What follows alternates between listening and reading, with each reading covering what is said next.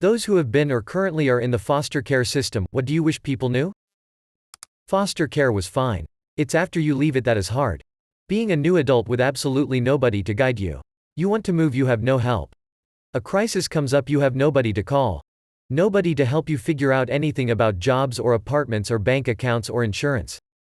No mom or dad to lend you $20 when your paycheck isn't going to last until next payday. You are sent out on your own, 18 years old, completely alone and no idea how anything works in the world.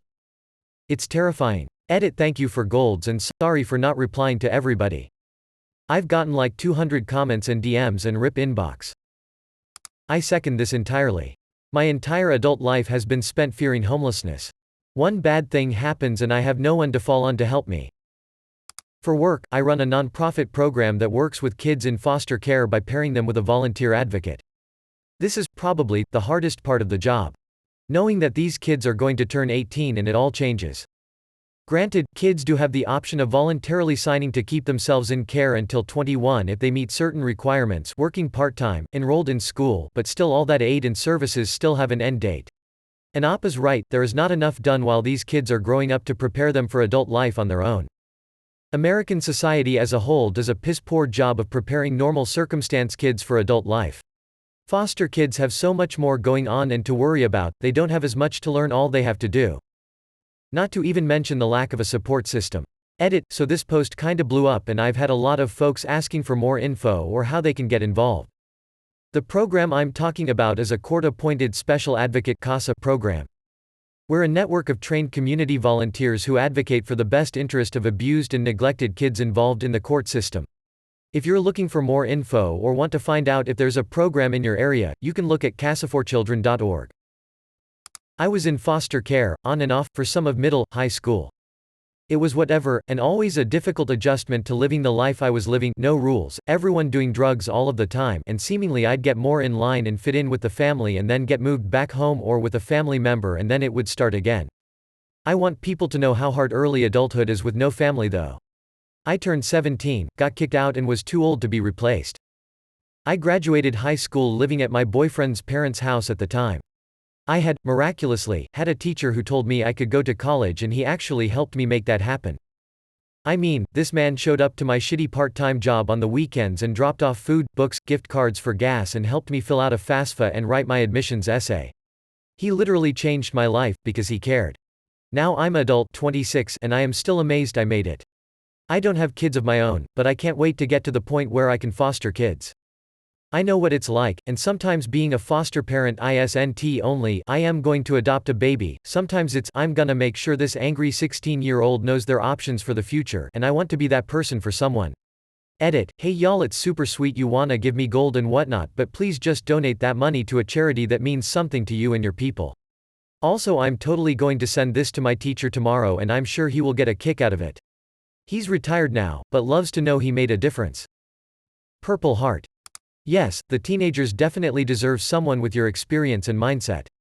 Wishing you all the luck as you move forward in life. Congrats on making it. That is a truly major accomplishment. If you ever feel down on yourself, remember that. Remember that you made it and that you can now be the person that can change a life just by caring. I have a little brother who was adopted from the foster system. Our parents are good people.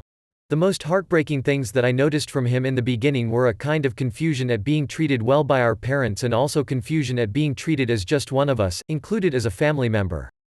There are some not so good foster homes out there. My parents were foster parents from the time I was 7 until they moved out of state 4 years ago. I'm in my late 30s now. I was adopted as a baby and they took on foster care as a way to help me process things as well as a way to help other kids who needed it. My baby sister was adopted from foster care at I think 3 or 4 years old after we had her from when she was born until she went back to live with her mom for a year and then ended up back with us. I know the crappy foster homes exist, because I've seen a few, but I like to think the majority are like my parents.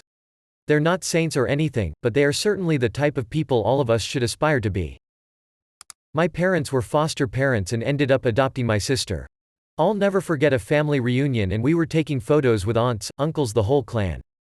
Sure enough, I remember my aunt telling my mother as we stood there taking photos that my sister should sit aside for some photos so it's just the original family, and my mother told her that it was the family and that my sister wouldn't be sitting out for any photos as she was our family. I have a friend at work who adopted a 14-year-old son. The son has a really difficult time understanding that they are his parents now. He's adopted, he's not in foster care. This is his permanent home.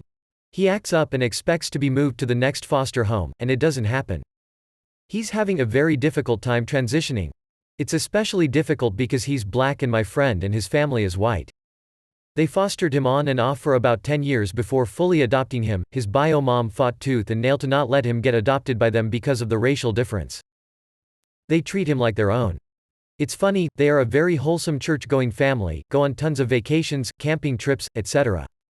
Looking at his photos on Facebook, there is a loving family and off to the side is a very out-of-place looking black kid who doesn't look like he wants to be there.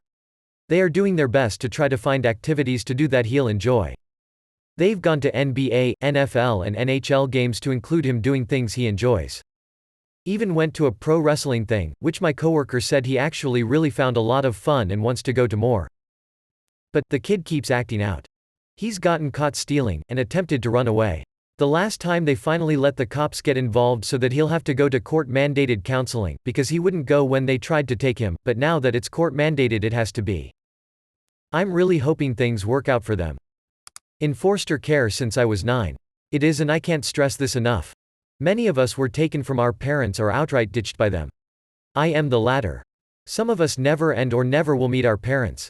A lot of foster families, I've been in some, have no qualms about reminding you of the godly gift of the smallest, shittiest room in the building. They are very quick to bring up the power to instantly evict you with just a single phone call with little to no justification for it. Foster siblings, especially if they are teenaged and/or used to being only children, will constantly and not hesitate to take advantage of their parents' favoritism over you. But it's not all hellish. I was eventually put into a very good placement. They went through hell to help me through the hell of my mind and emotions and help me balance out as a person. They made sure I was aware of the pride they felt for me without me becoming conceited in any way. They were so good to me they even allowed to stay and rent my room after I left the care system. There are good people as foster parents. There just needs to be more. Edit. Wow, was not expecting this reception. Thank you for the reward, beaming face with smiling eyes. Why do some people even become foster families if they don't really care for the kids they take in? Just don't be a dick. Don't get rid of their personal belongings without speaking to them. Sometimes a ratty shirt or a torn-up backpack is all they have left of home. A lot of foster youth have experienced trauma that may or may not affect their behaviors, which is something you have to acknowledge and understand. When a kid does something that seems to make little sense, analyze their actions and try to determine what is going on rather than jumping to the conclusion that the kid is bad or that they are trying to upset you. Additionally, speaking of bad kids, when working with multiple kids, don't idolize one and speak poorly of the others. And don't make assumptions. I was a good kid. I didn't get into trouble and was quiet and got good grades.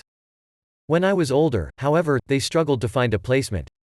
Once I interviewed for a home, the social worker just brought me to a house to meet the family, but when the family met me they flat out said, openly, that I couldn't live there because, as a foster youth, I would clearly try to seduce their son, 15 to 16-ish, despite the fact that I was 12, I think, and had no history of acting out sexually. When I did get placements because I was good, the foster parents would often speak poorly about the other children to me or around me. When they had guests they would claim themselves martyrs of the bad kids while putting me on a pedestal. While they may have thought they were helping me or raising my confidence, it did not help me trust them and certainly didn't help the kids they bitched about. Edit. TBF, a lot of foster kids act out sexually, even from a young age due to abuse or due to seeing sexual attraction as a form of love and reaching out for anything. Edit. Another edit, just to thank you all for your support and the almost complete kindness and respect in this thread. I also want to mention a family that truly sticks in my head because I love them and the memory of them and want someone else to know of their goodness and want to bring more happiness to this thread. I stayed with a respite care family when my foster family went on vacation and these people were the bomb. They were older, lived in a wonderful relaxing place, and were sensitive to my quirks to the point where I did not feel scared or apprehensive after the first day. I don't remember their names but wish I could. But they told me they couldn't take in foster kids anymore, they were quite old, but every weekend they took in a new respite kid and that they focused on kids that they thought needed more care. I was a young teen, so they probably knew it was hard for me to find a placement. So they had me for a few days and they took me to the store to buy me foods I liked and took me to a historical site and let me near their pets. A lot of my families must have heard horror stories of abusive foster youth and wouldn't let me near their pets or kids and just nourished me for the few days I was there. When I left, they told me I could call them if I ever felt unsafe in my placement, which I regret never doing. Point is, there are good foster care providers. There are good people. And they were a few of them. I was the good kid and got survivor's guilt as a result. Skeptical smiley face. I'd be curious if you have a similar experience. A lot of foster youth have experienced trauma that may or may not affect their behaviors, which is something you have to acknowledge and understand. When a kid does something that seems to make little sense, analyze their actions and try to determine what is going on rather than jumping to the conclusion that the kid is bad or that they are trying to upset you. Fairly new foster parent here. If there are any foster parents or prospective foster parents, connected parenting is a good philosophy to shift the frame of reference about behavior. Researchers like Heather Forbes, Daniel Siegel, Karen Purvis, and Brian Post, the Post Institute, is a good starting point. My foster daughter had a fantastic teacher last year, and in her first email to us after she was placed with us, she said, "With everything this girl has been through, she should just be crying in a corner, but instead she's out here trying." I reflect on that a lot and try to remember that the fact that she is just existing is impressive enough, and any other successes are just icing on the cake. Former foster parents labeled this girl as verbally abusive and sent her on down the line.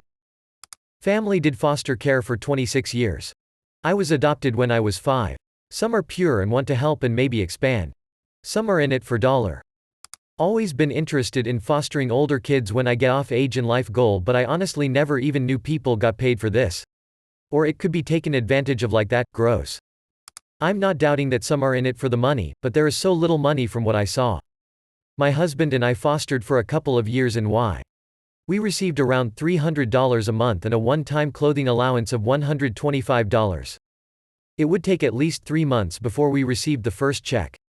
It never came close to covering the kiddos' expenses.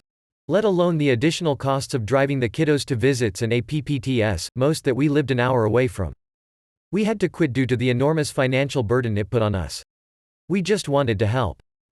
I wish people didn't take for granted the beauty and the importance of found families for people who had to live in foster care. Found family means everything for me. And I feel like people don't appreciate found families a lot, or they take those families very lightly. Edit. Also, people underestimate how awesome a wonderful teacher can be for students.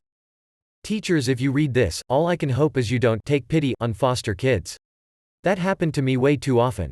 Just be yourself, and treat me like your other students, please. I ask this honestly, as I teach her. I have a student who I'm very fond of. I found out a few months into the school year that he was a foster kid. So, I signed up to be his secret Santa at Christmas. He had no idea it was me. I also made him cupcakes for his birthday, and bought his yearbook. I got multiple kids' yearbooks though. I just have my eye out for him. He reminds me a lot of my little brother and I genuinely care for him. Is it too much? Does it seem like pity? Edit. Thanks for the gold, kind stranger. As an educator, I often feel like I don't make a difference at all. And sometimes I wonder if it's all worth it. You've reminded me that no act of kindness is ever wasted. Thank you. TBH, as a teacher we rarely know if a kid is in foster, adopted, etc. Sometimes kids are open about it, others not so much. Since having a different last name than the student is fairly common where I teach, I often don't have a clue. Never forget the first year I was doing 6th grade, had the kids make a timeline with important events in their lives, such as when they were born.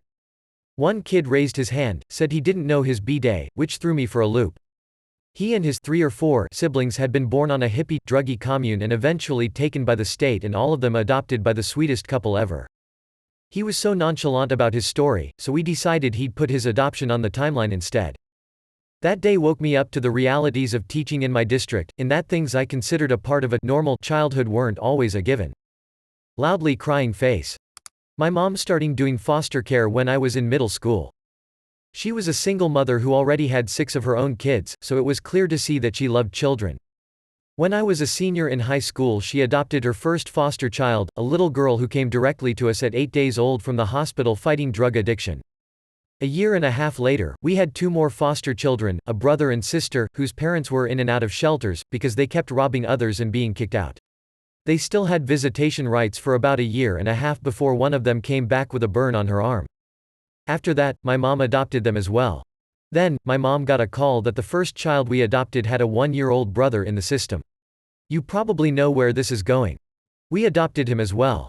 About 3 years later, my mom got word that their mother had another child in prison, and before they could even ask, we took her in too. She was a little less than a year at the time, but before she turned 3 we had adopted her as well, increasing the family total to 11. Most people I talk to tell me mom is a saint. I always respond with, she's either that or insane. What I do know is that 3 months ago I watched my 13-year-old sister, who I remember holding while she wrapped tightly in a blanket shaking at 8 days old, sing Somewhere Over the Rainbow as the Dorothy in her middle school play. All I could do not to cry was tell myself that I was sitting front row and she could see me. Then, in the same week I watched my 11-year-old brother win another wrestling tournament, after which I had to flex on him, to keep him humble. In the end they are all happy, healthy, and when I come home to visit they all run to give me a hug and welcome me back. If you're reading this and you're in the system now and feel like you're in a bad place, I want you to know that there are people out there who will love you and take you in as family. Life can be tough, but you're tougher. Your mom sounds like a great person. I'm glad she was able to help those kids. My husband and I were set to foster. We had done the classes, home study, everything. However, I was diagnosed with cancer and we were unable to complete. We were then denied when we reapplied when I was in remission. I was able to join an organization that partners with foster teens who are aging out of the system to provide mentoring services. I am in HR and I help with resumes, interview prep, job seeking, etc. I am also just an adult who is available to listen. There are ways to support the foster system if you are unable to foster a child. I am so grateful that I am allowed this opportunity. God bless people like you. When I left foster care there were no resources like this. Hell, I could still use resources like this. You are one of the rare ones that actually give a damn. It's nice to see in a world that is usually just money focused. I got really lucky and was placed with a decent family that didn't treat me like a second-class citizen. I was family. I've seen horror stories of other places where kids starve or are mistreated in their homes. I had the best possible situation and I won't deny that at all. However, it's still so much to deal with as a small child. Remember when you were a kid and you cried when left at the babysitter's? Imagine going to live at the babysitter's house. My mom wasn't a bad mom. She was a troubled woman trying to get away from an abuser. I was in the home for about half a decade, which is an eternity as a small kid. At 10, half my life had been split between 2 moms and I wasn't sure what I was allowed to feel. When I finally went back home, would my real mom be upset that I missed my foster mom? Should I talk about missing my old school? The home I stayed at also had upwards of 4 foster kids at a time, who shuffled in and out. A bunch of kids from ages 3 to 16 who had been through some horrendous stuff. And there I was, a broken kid surrounded by other broken kids. It's a hell of an environment, no matter how good the parents are. We make it a point to only foster 1 or 2 children at once. We base it all on their background and how much individual attention they need beyond the norm. I hate when people load up on kids not understanding that they need extra time, focus, and love, even if they seem fine. I was in foster care in my teens. My experience may be different than others, but I found that if you aren't small and cute you are treated as tainted goods. The social worker doesn't really care about you unless you can make the business money, and if you make them good money they find a way to keep you for as long as possible. They can keep a child until they are 24 quite easily. You are often treated as if you are bad because your parents didn't want you anymore. Upon arriving at a group home I was instantly stripped of all privileges, including being able to listen to music, and had to earn the smallest of things back over the next 3 months. It felt like I was being punished. There are also no resources for when you leave the system. Foster families are often low income, using you for the extra income given to take care of you without actually using that money on you. They often don't teach you life skills. Education can easily get messed up because you are moved around as soon as you become an inconvenience to the family. Switching between blocks and periods makes it so that your credits don't count in certain instances. When I left foster care I found out 1.5 years of my schooling wouldn't count, and it took another 3 months for them to transfer my records. The school told me to drop out and get my GED. The social worker doesn't really care about you unless you can make the business money, and if you make them good money they find a way to keep you for as long as possible. What do you mean by this? Are teenaged foster kids supposed to work somewhere? I went into foster care at 16. My mom had been beating me to the point of breaking bones for years. I have an elementary school pic where I have a black eye from her. I do not know why my mom doesn't like me. She started beating me when I was 4, so I don't think it was me. When I went into high school it got a lot worse. She started checking my hymen every month or so to make sure that it was still intact. She was obsessed with the idea that I was a slut despite never kissing a boy. I was raped when I was 16 and my mom had my dad drop me off at the youth homeless shelter that I usually stayed at, but this time they refused to pick me up. CPS had known about the abuse for over 9 years and never did anything. My parents are rich and white, my dad is a government official. My mom was so abusive that CPS had asked her to complete a parenting class when I was 13.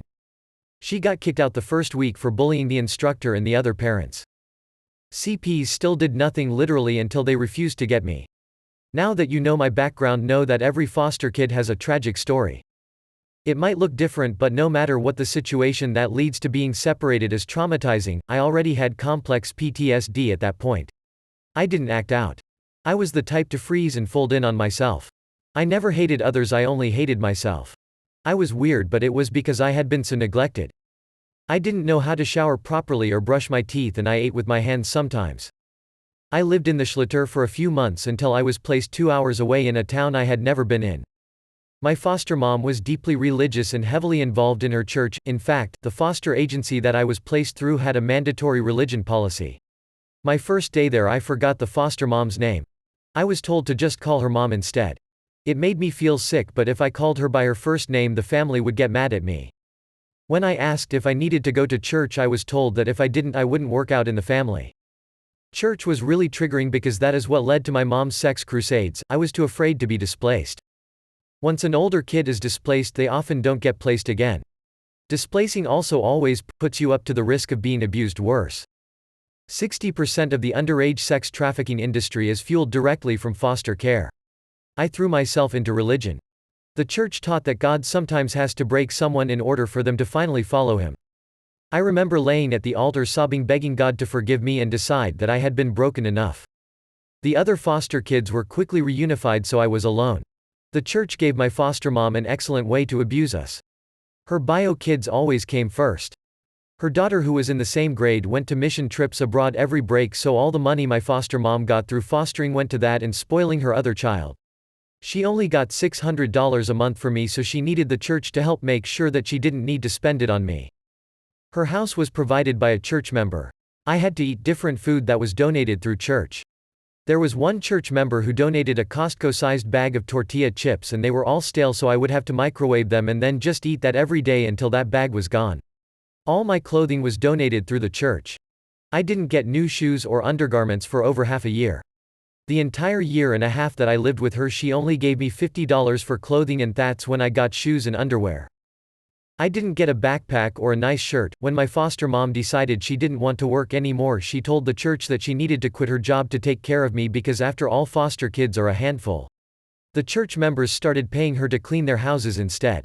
I started being starved. My foster mom would only feed me if someone else besides her and her youngest daughter were home.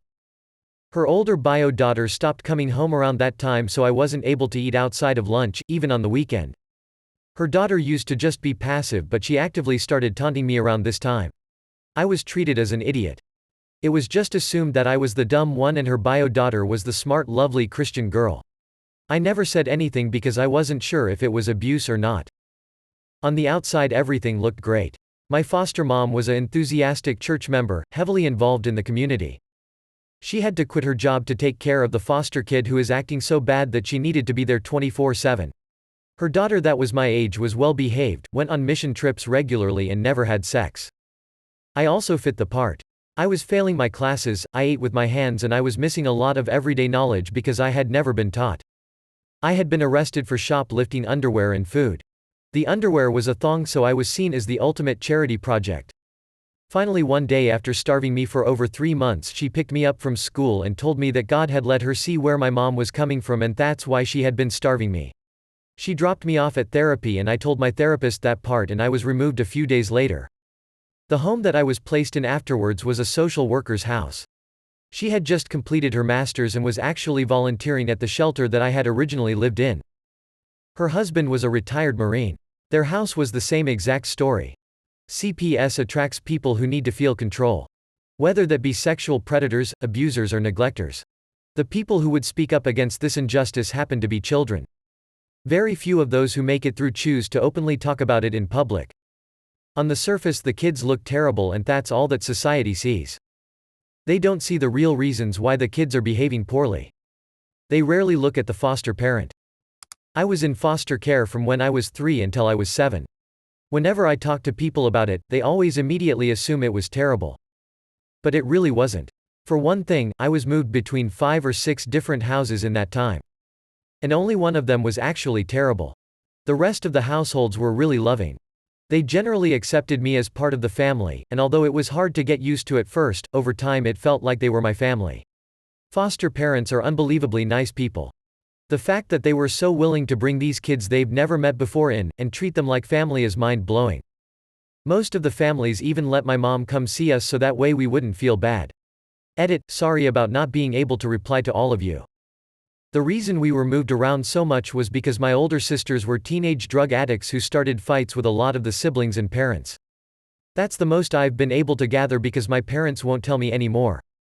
Again, I was moved around a majority of the time from when I was 3 to 5. After that, they separated us at the 5th house and that's where I remained until I was 7. I was moved again for about 2 months but I don't know why. After those 2 months, I was reunited with my mom, although it took a few more years before my dad came back. My wife and I recently got our first foster care placement about 3 weeks ago. It's been a short time, but this has been the best and most fulfilling experience of my life. My little foster daughter is such a wonderful, strong little girl, and I am happy to be able to provide her with a safe and loving home. This is the first time in her life she's lived somewhere and not had a lot of other kids around, and I think she's really flourishing with the one-on-one attention. It's not as bad as people might think. But, I also consider myself very lucky because I know it could have been worse. I was taken away and placed with a foster family immediately, when I was 2. They later adopted me when I was 5. My earliest memories? They were just like you would expect with any other family.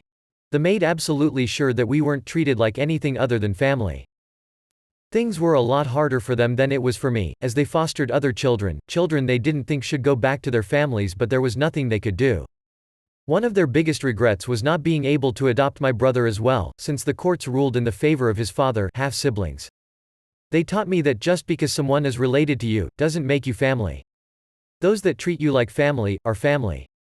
I was in foster care for about a year and one thing I wish more parents knew is patience is so important for some children. A lot of us come from troubled pasts and trying to immediately force change, whether it be things like schedule or behavior, can do so much more harm than good, and getting frustrated with us isn't helping much either. Edit, thank you for the silver kind stranger. I've had Reddit for like forever but I just started using it a few days ago so it means a lot.